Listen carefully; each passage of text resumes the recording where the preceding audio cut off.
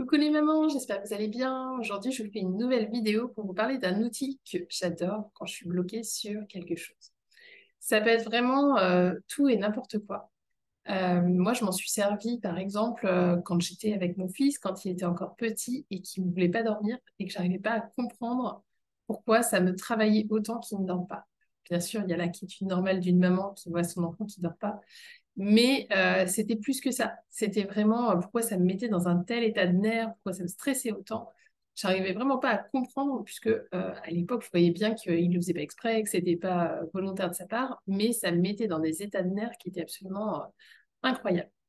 Je m'en suis aussi servie dans certaines relations, quand c'était tendu, quand il y avait des problèmes, quand j'arrivais pas à comprendre non plus pourquoi cette relation prenait une telle ampleur, ou à la fin d'une relation aussi pour pouvoir faire le deuil de cette relation, pour pouvoir tourner la page tout simplement. Ça m'a servi aussi dans des périodes par rapport à moi-même, quand je sens que je suis bloquée sur quelque chose, quand je sens que j'arrive pas à avancer, aussi bien dans ma parentalité que dans mon activité professionnelle. Et avant ça, quand j'étais salariée, quand j'étais dans des périodes compliquées dans mon travail, c'est aussi un exercice qui me servait pour tout simplement pour avancer, pour débloquer les situations. Donc c'est vraiment un exercice très très très puissant que je vous recommande de tester, qui est extrêmement simple et qui est vraiment ouais, toujours assez magique, moi je trouve, parce qu'il nous amène toujours à des endroits où on ne pensait pas aller. Cet exercice, c'est tout simplement l'écriture. L'écriture, mais l'écriture intuitive. C'est-à-dire cette écriture qu'on a une fois qu'on a passé le stade du mental. Alors, vous pouvez le faire de plein de manières différentes. Vous pouvez écrire juste pour écrire, sans objectif, sans rien, juste prendre un stylo, une feuille et y aller. Mais vous pouvez aussi le faire avec un objectif particulier. Moi, c'est ce que j'ai fait par exemple ce matin.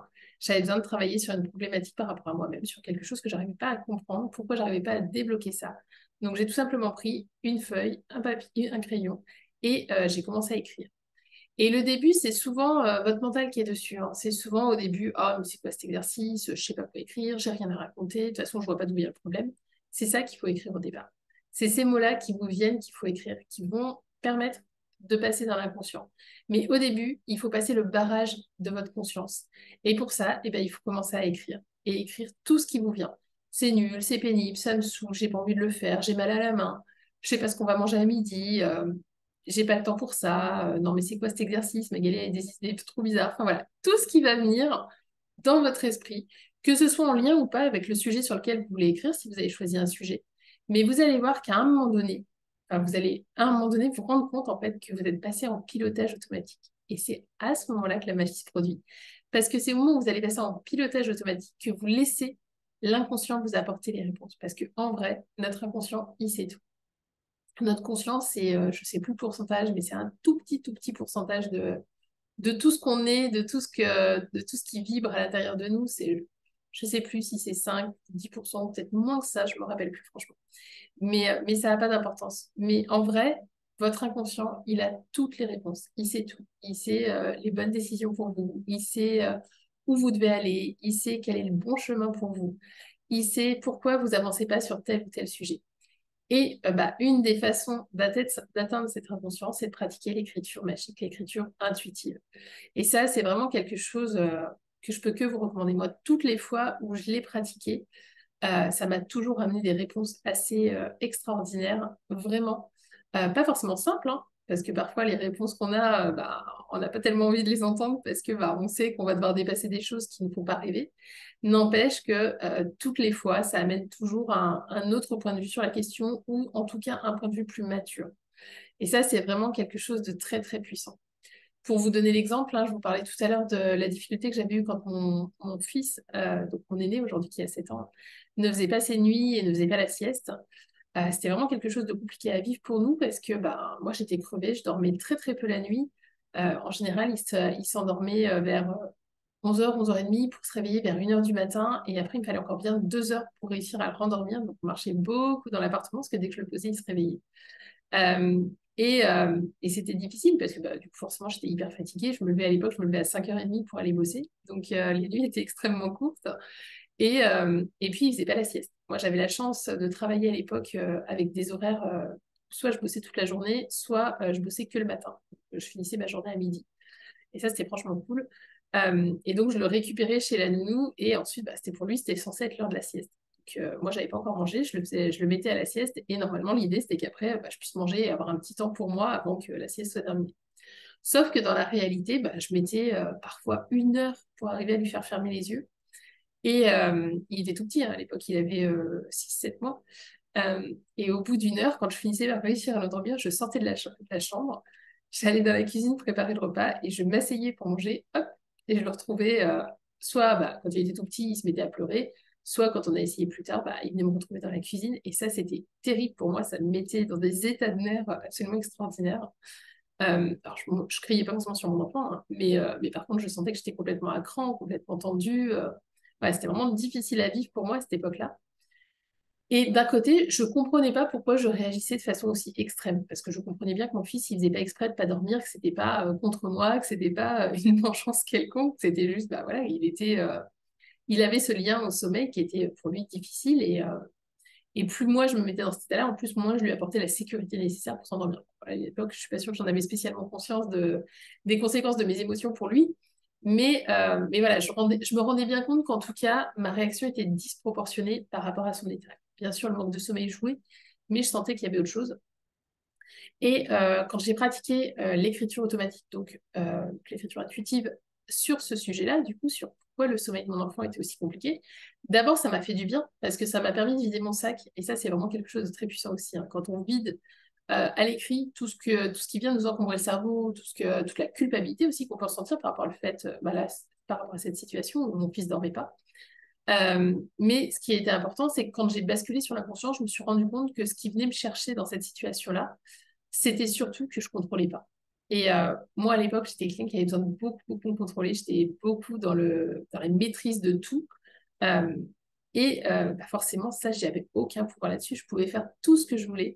Je pouvais lire tous les livres que je voulais. Je pouvais faire toutes les formations que je voulais. J'avais beau mettre en place des routines. J'avais beau utiliser plein de choses, que ce soit le massage, les comptines, les histoires hypnotiques, tout. J'ai essayé un nombre de choses absolument délirantes. J'avais beau faire, il n'y avait rien qui aidait mon fils à s'endormir plus rapidement, de façon plus posée, qui l'aidait à faire la sieste. Et ça, pour moi, c'était difficile à admettre, de me rendre compte que là-dessus, ben, je pouvais rien faire en fait. Et ça a été une grande étape pour nous, hein, parce que le fait que je comprenne ça, et c'était déjà, mon fils était déjà un petit peu plus grand, hein. J'ai pas eu le réflexe tout de suite parce que bah, je connaissais pas forcément ces outils-là au tout début. Mais quand j'ai compris ça, ça m'a permis de lâcher prise, en fait, de me rendre compte que j'avais besoin de lâcher ce contrôle-là parce que, quoi qu'il en soit, je ne pourrais jamais contrôler le sommeil de mon enfant. Mais pour que vous voyez bien la puissance de ça, c'est que consciemment, j'avais pas du tout fait le lien entre bah, le fait que mon fils ne dorme pas et mon besoin personnel de contrôle, qui était d'ailleurs plus ou moins malsain, hein, pour le coup à l'époque. Mais du coup, voilà, ça m'a vraiment permis de faire ce lien et de faire ce lien, ça m'a permis de faire une étape de plus vers le fait de débloquer cette situation. Et petit à petit, bah, il a fini par. Alors, il n'a jamais fait la sieste, hein, clairement, on avait abandonné avant. Mais par contre, on a pu régler ses problèmes de sommeil. Et aujourd'hui, il fait des super nuits. Et ça fait déjà plus de 3 ans, 4 ans même maintenant, qui fait des nuits, voilà, qui se couche vers 7h, 7h30 et qui se réveille le lendemain. C'est plus aléatoire, mais voilà, en tout cas, qu'il ait des nuits complètement correctes par rapport à l'âge qu'il a. Mais c'était vraiment cette étape-là qui m'a permis de le débloquer. Et vraiment, n'ayez pas peur d'aller sur tous les petits problèmes de votre quotidien. N'hésitez pas à utiliser l'écriture intuitive. Vous verrez que ça vous amène souvent des pistes, ça vous amène vraiment souvent vers des choses auxquelles vous n'auriez pas pensé juste avec votre conscience. Parce que quand on pense qu'avec notre conscience, qu'avec notre mental, alors d'abord, on a toutes les barrières qui viennent se mettre en place, toutes nos croyances, tous nos conditionnements, toutes nos peurs qui viennent mettre plein de barrières et qui nous empêchent bah, de faire pleinement appel à notre créativité, de faire pleinement appel à toutes les idées bah, plus ou moins loufoques qu'on pourrait avoir pour avancer sur une situation. Et surtout, on se prive de toute une partie de nos ressources qui sont, elles, dans notre partie inconsciente. Donc vraiment, je trouve que bah, l'écriture intuitive, c'est juste un des outils les plus magiques que vous pouvez utiliser pour vraiment vous connecter à votre plein potentiel de maman avec toutes les ressources que vous pouvez avoir en vous, mais qui sont souvent bien enfouies sous une bonne couche d'inconscient. Donc voilà, n'hésitez pas à tester. Vous voyez, il ne faut pas grand-chose, hein, une feuille, un stylo. Vous pouvez avoir un cahier dédié à ça si vous voulez. Vous n'avez même pas besoin de vous relire. Moi, c'est très très rare que je me relise. Ça arrive vraiment très très rarement. Parce que, en fait, il y a tout un déblocage qui se fait derrière et juste le fait d'avoir la prise de conscience, souvent, bah, en fait, ça suffit et vous n'avez pas besoin de revenir sur vos écrits. D'ailleurs, quand vous écrivez, ne vous censurez pas. Utilisez le langage qui vous vient, laissez vraiment les mots couler au bout de vos doigts, tout simplement. Que ce soit des mots grossiers, que ce soit des abréviations, que ce soit que vous voyez des fautes d'orthographe, ne vous occupez pas de tout ça. Le but de l'exercice, c'est pas d'avoir une écriture parfaite, c'est même pas d'être capable de vous relire. Vous pouvez écrire vraiment super mal, ça n'a aucune importance. Moi, souvent, j'écris voilà, des mots en abrégé, je barre, quand voilà, j'ai besoin, je fais des fautes, enfin voilà, ça n'a aucune importance, vraiment.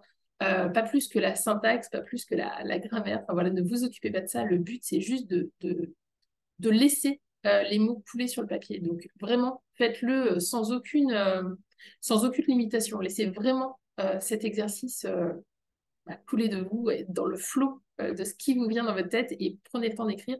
Et si vous sentez à un moment donné que vous avez encore des choses à dire et qu'il y a un blocage, que vous avez du mal à avancer, recommencer comme au début, c'est-à-dire relaisser venir, ah bah non, je sais plus quoi dire, j'ai épuisé le truc, ça y est, je suis plus relié, enfin voilà, tout ce qui peut vous venir, refaites-le pour continuer, puis à un moment, vous allez sentir que c'est juste pour vous d'arrêter.